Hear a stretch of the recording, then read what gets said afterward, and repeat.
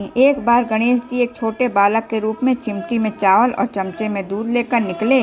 वो हर किसी से कह रहे थे कि कोई मेरी खीर बना दो, कोई मेरी खीर बना दो। एक बुढ़िया बैठी हुई थी, उसने कहा, ला मैं बना दूँ। वह छोटा सा बर्तन चढ़ाने लगी। तब गणेश जी ने कहा कि दादी माँ, छोटी सी भगोनी मत चढ़ाओ, तुम्हारे घर में जो सबसे बड़ा बर्तन वही चढ़ा दो। बुढ़िया ने वही चढ़ा दिया। वह देखती रह गई कि वह जो थोड़े से चावल उस बड़े बर्तन में डाली थी वह तो पूरा भर गया।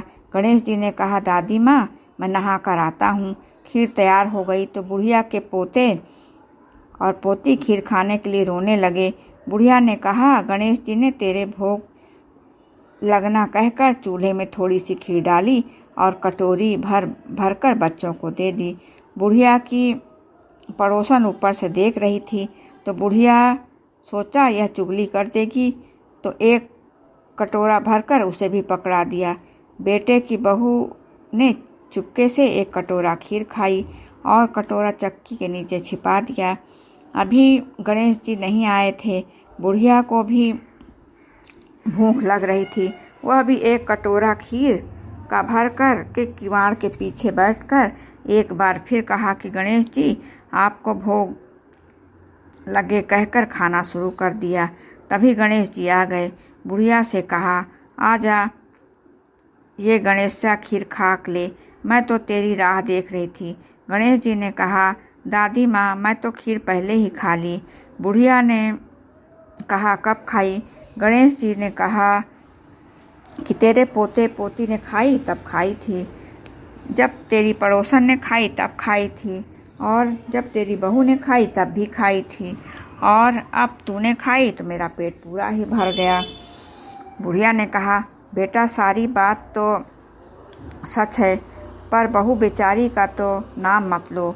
वह तो सुबह से ही काम लग रही है, उसने फिर कब खाई? गणेश जी ने कहा, चाची के नीचे देख, जूठा कटोरा पड़ा है, और तूने तो मेरे भोग तो लगाया, वह तो वैसे ही खा गई। बुढ़िया ने कहा, बेटा, घर की बात है, घर में ही रहने दो। अब बताओ, बची हुई खीर का क्या करूं? गणेश जी ने कहा, नगरी जिमा दो। बुढ़िया ने पूरी नगरी जिमा दी, फिर भी बर्तन पूरा ही भरा था। राजा को पता चला कि बुढ़िया को बुलाया और कहा, क्यों री बुढ़िया, ऐसे बर्तन तेरे घर में सोए, अच्छा लगे या हमारे घर में सोए?